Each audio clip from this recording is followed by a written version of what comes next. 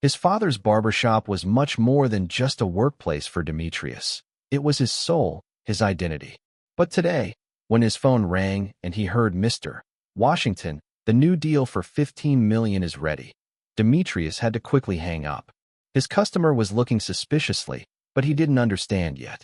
This was just a barber's phone call, wasn't it? Until that customer started belittling him, saying, "You just cut hair. What can you achieve in life?" At that moment, Demetrius smiled. The time for hiding was over. And now that arrogant customer was about to experience the biggest shock of his life. The small barbershop located in the heart of Eastville neighborhood was beginning to come alive with the first light of morning. Demetrius Washington, in his early 50s, with gray hair and deep brown eyes, was the beloved barber everyone in the neighborhood knew. Every morning at exactly 6:30, he would leave his house, walk 2 blocks, and open his shop. This routine hadn't changed for 30 years. The inside of the shop was simple. 2 old-model barber chairs, a large mirror, a basic sink, and a small refrigerator in the corner. The only thing decorating the walls was a black and white photograph of his father, Eugene Washington, written in gold letters beneath the photo. "Don't forget your roots, but build your future." That Wednesday morning had started like any other. As soon as Demetrius started the coffee machine, his cell phone rang.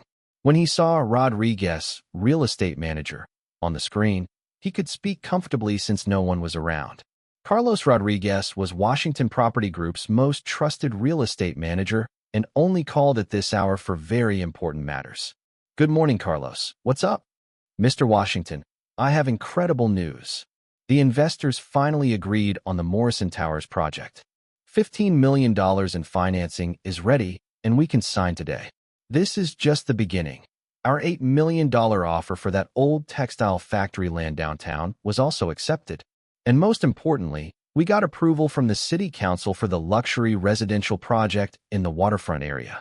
This means $25 million in additional revenue." Demetrius listened quietly.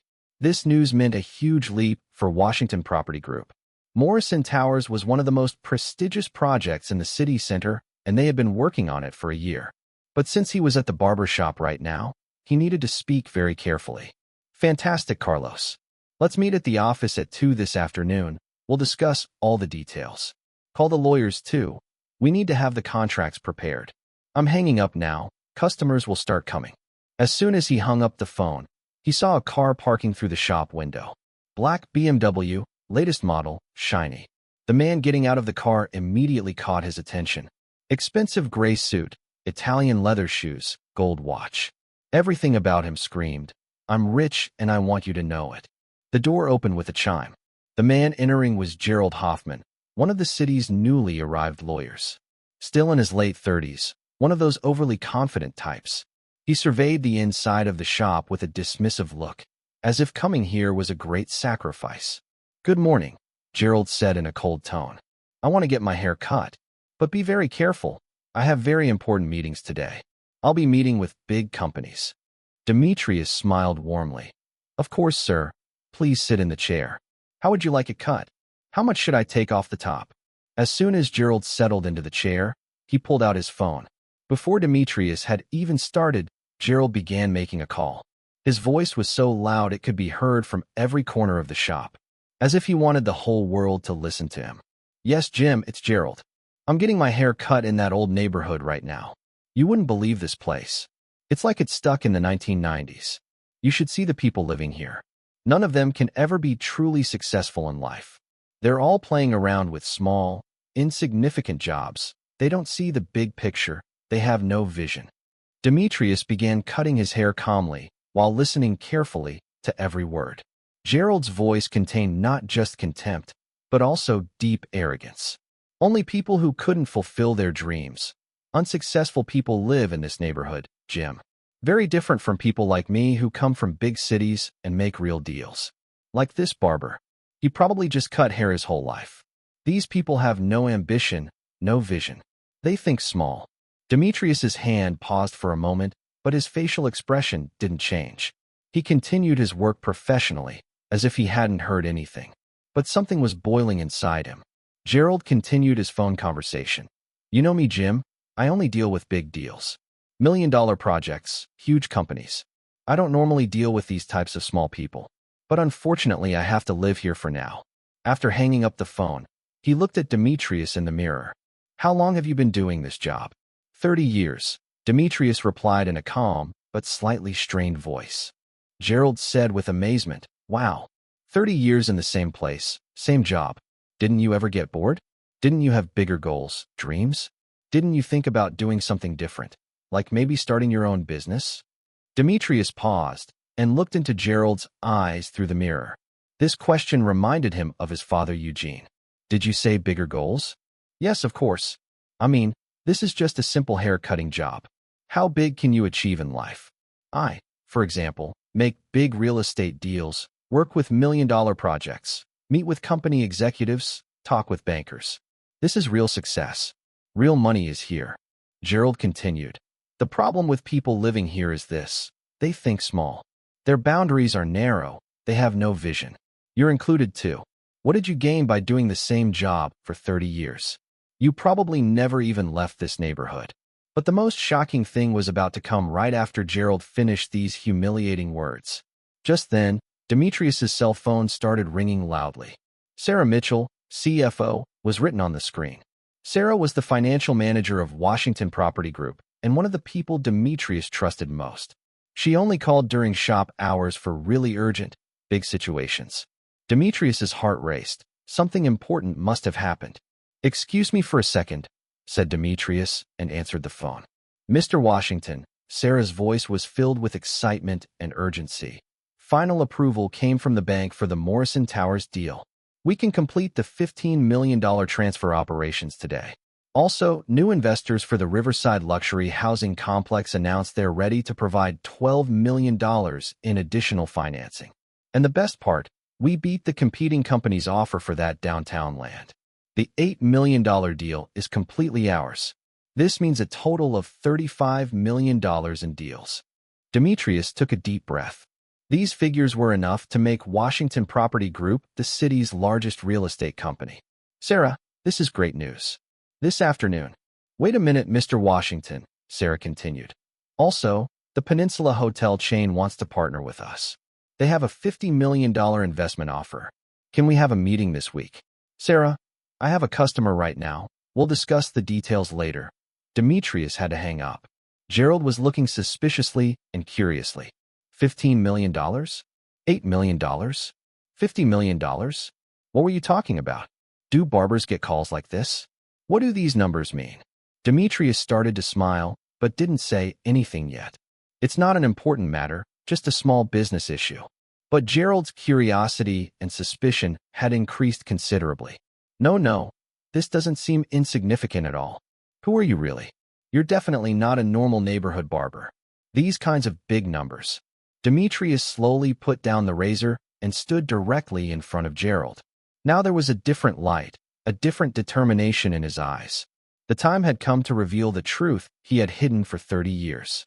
Mr. Hoffman, I want to tell you something very important. Of course, I'm listening with curiosity. Who are you really? A moment ago you said that people living here could never get anywhere in life.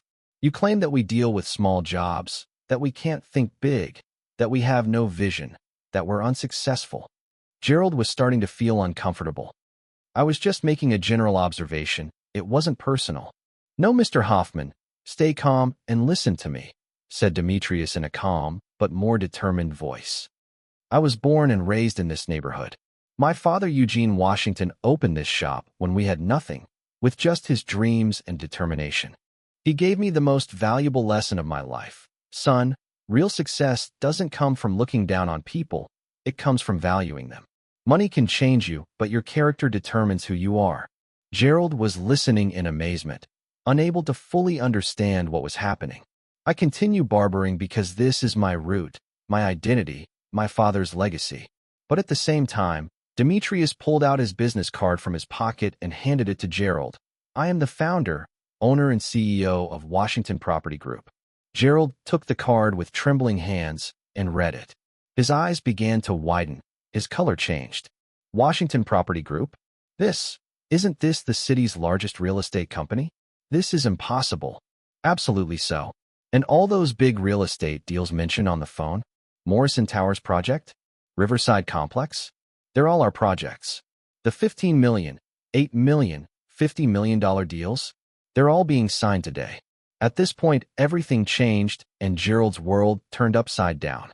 Gerald's face first turned bright red, then completely white. His hands started trembling uncontrollably. His heart was beating fast. He tried to get up from the chair, but his legs wouldn't support him. You really? I mean, is this possible? You're not joking, are you? I'm not joking at all, Gerald. I am both this neighborhood's barber and the owner of the city's largest real estate empire. And I want you to know one more thing. You're very wrong about the other unsuccessful people living here too. Gerald tried to get up from the chair, but lost his balance due to shock. I'm really very sorry, Mr. Washington. If I had known who you were. That's exactly the point, Gerald. You judged me without knowing me, just based on my appearance and the job I do. Well, should I tell you about the other unsuccessful people living in this neighborhood? Gerald just nodded his head. He was unable to speak. Tony Ramirez, the mechanic on the corner? He owns a chain of auto repair shops in 3 different cities. He makes $2 million a year. Maria Santos, the tailor across the street? She founded her own fashion brand, shows at New York Fashion Week, and has stores in Europe. Mr. Rodriguez, the grocer in the side street? He operates 5 different supermarket chains in Miami and makes real estate investments. Gerald's mouth was left open. This is impossible. Are they also? Yes, Gerald. Most of the people living in this neighborhood are people who have achieved great success but maintain their humility. People who don't forget their roots, who value their neighbors, who don't lose their character for money. Gerald's phone started ringing. He was afraid to look at the screen but had to answer. Gerald, where were you? We had an urgent meeting with Washington Property Group about the Morrison Towers project. The client is very angry, shouted the voice on the other end. Gerald's voice wouldn't come out. His throat was dry. WHI. Which Washington Property Group are you talking about? Which one? The city's largest, most prestigious real estate company. The CEO is a man named Demetrius Washington. You were supposed to meet with him today? There was a $25 million deal. Gerald hung up the phone and looked at Demetrius. Now he was completely in shock, having difficulty breathing. You are that Demetrius Washington? I mean, really that famous? Demetrius smiled. Pleased to meet you, Mr. Hoffman. My name is Demetrius Eugene Washington. You haven't seen the biggest surprise yet. Gerald jumped up, his hands still trembling uncontrollably.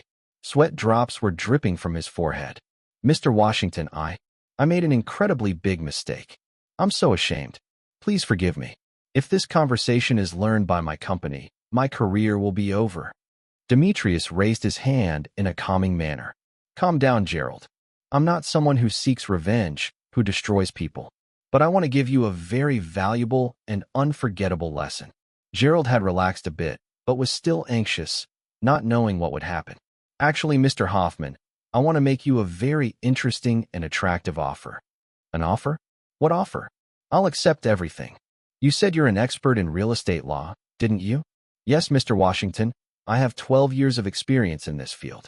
I graduated from the best universities. Perfect. Because Washington Property Group urgently needs a new and talented legal advisor. Our company is growing, new projects are coming. Annual salary $300,000, plus project bonuses, plus company car. Gerald's eyes opened wide. His breath was taken away. $300,000? This is an incredibly generous offer. 3 times my current salary. Yes, but I have a very important condition, of course. What condition? I'll do everything, Mr. Washington. You will live in this neighborhood, in a simple house, for 1 month. You'll leave your luxury penthouse. You'll really get to know the people here. You'll listen to their stories, respect their lives, be open to learning from them. And at the end of the month, I'll evaluate whether to really make you a permanent job offer, whether your character has changed. Gerald thought. $300,000 was a lot of money and a unique opportunity for his career. Okay, Mr. Washington, I accept all your conditions. I'll do whatever it takes. Great, Gerald. But remember, while living here, never forget the fact that you're also an ordinary, humble person. Promise me you won't look down on anyone. I promise, sir. That day, Gerald left Demetrius's barbershop as a completely different person. His perspective on the world had fundamentally changed. But he had much more to learn, and the real test was just beginning. The following week, Gerald moved into a small but clean studio apartment in the neighborhood. Moving from his 200-square-meter luxury penthouse to this modest 45-square-meter place was difficult, but he was determined. Although he struggled the first few days, he slowly began to really get to know the neighborhood residents without prejudice. His first stop was Mechanic Tony's shop. Tony Ramirez was a man in his 40s, strongly built, with oily hands but bright eyes. Gerald approached hesitantly. "Hello, I'm Gerald. I became your new neighbor." Tony wiped his hand with an oily cloth and smiled. "Welcome, neighbor. I'm Tony. What do you do for work?" "I'm a lawyer." "How did you start this business?" Tony's face changed. He drifted into the past. "I was on the streets when I was 15, Gerald. My family abandoned me. I was dying of hunger. This old mechanic, Mr. Jimmy, gave me a chance. I started working with him. After I lost him, I took over the shop. Now I have repair shops in 3 cities, 25 employees. But I'm still here because this is my home." Gerald was surprised. "Are you really a big business owner?" "Yes, but it didn't change me. You can't buy happiness with money, Gerald, but you can earn respect by valuing people." The next day, he visited Taylor Maria. Maria Santos was a woman in her 50s, elegant, with a mixture of sadness and hope in her eyes. Her shop had magnificent dresses. "These designs are wonderful," said Gerald. "Where did you learn?" Maria put down the fabric in her hand. "I was the child of an immigrant family from Mexico, Gerald. I didn't know English. I had no money. I started tailoring to survive. I worked nights, made my own designs. Now I have a store in New York. My collection is sold in Europe. But I still work here because this is my beginning." "Incredible. How did you become so successful?"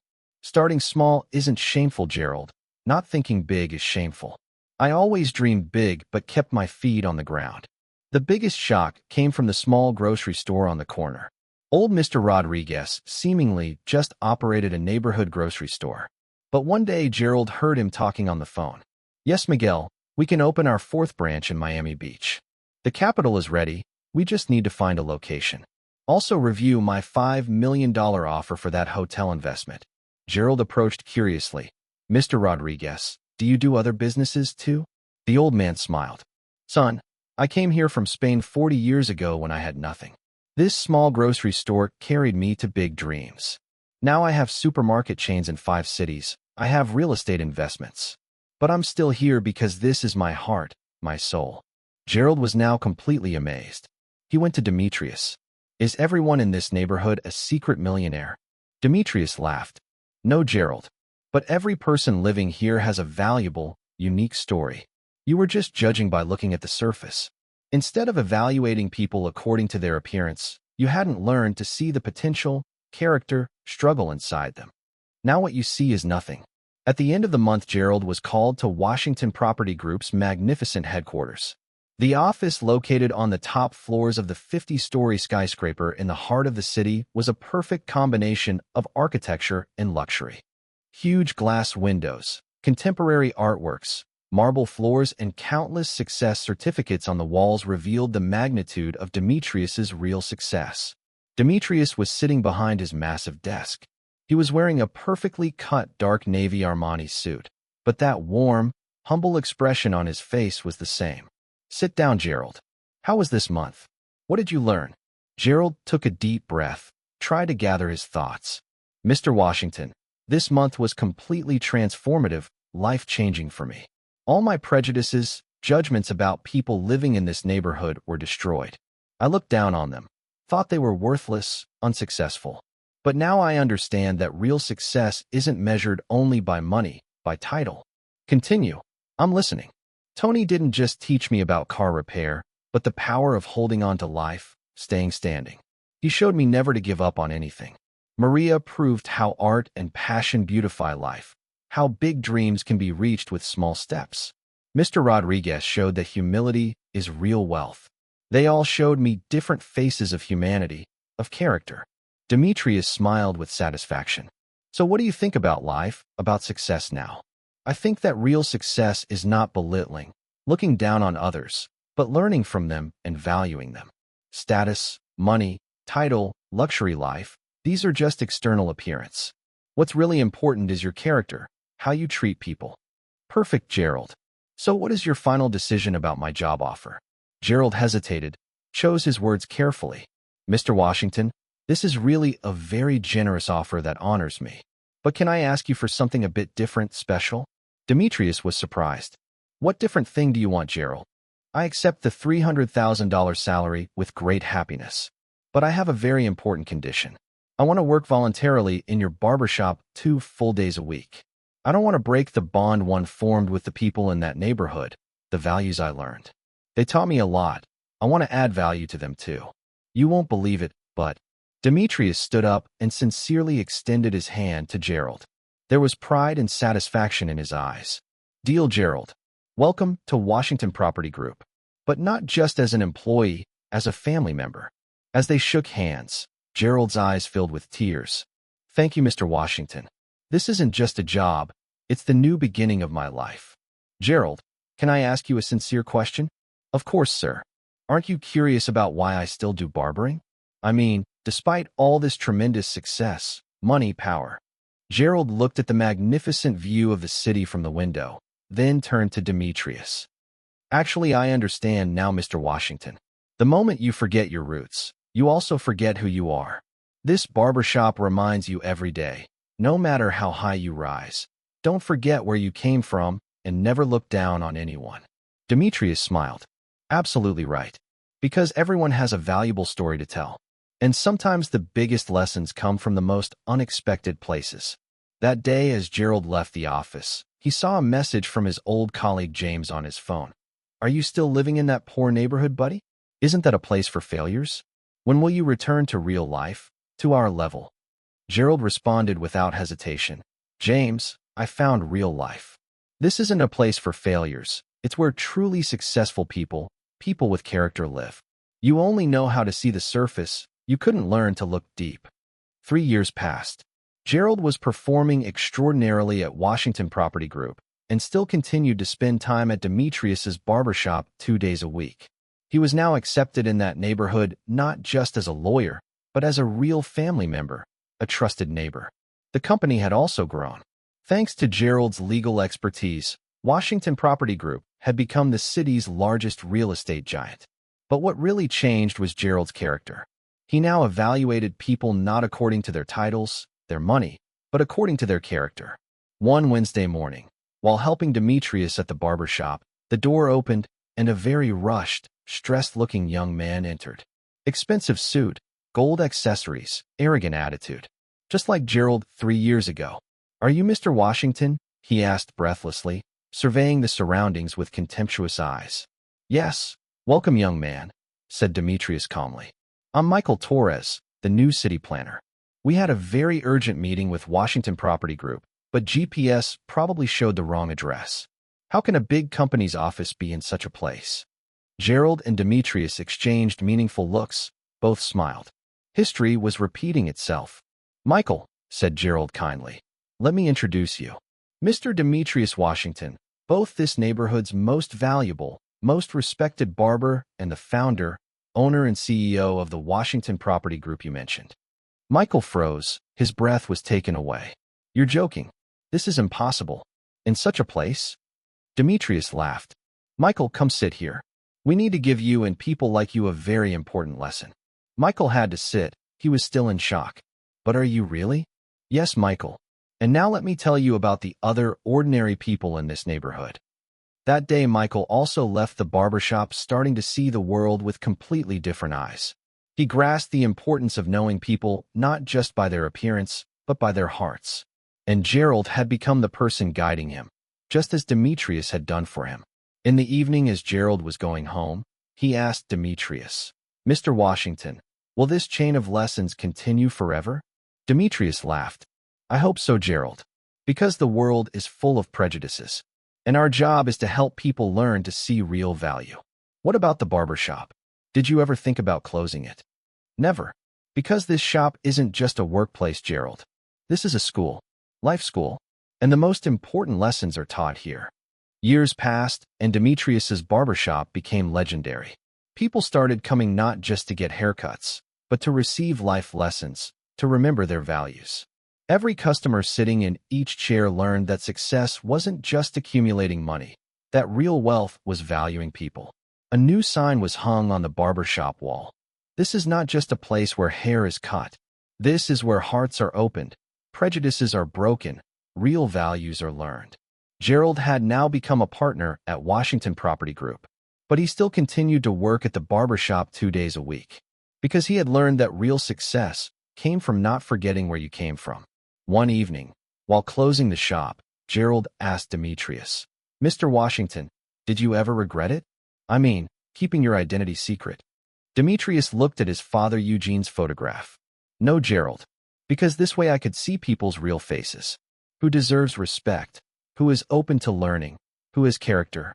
I learned everything. And now I know that my greatest legacy isn't money. My greatest legacy is the values I taught people. You, Michael, and many more who will come in the future." Gerald smiled. "And these values will continue forever. God willing, Gerald. God willing." This story reminds us of one of life's most important lessons. Real success is not looking down on others, but valuing them. Every person, no matter what job they do, no matter what status they live in, deserves respect and understanding. Because sometimes life's greatest lessons come from the most unexpected places and from people who seem most ordinary. Money can change you, but your character determines who you are. And real wealth is not the money in your pocket, but the values in your heart.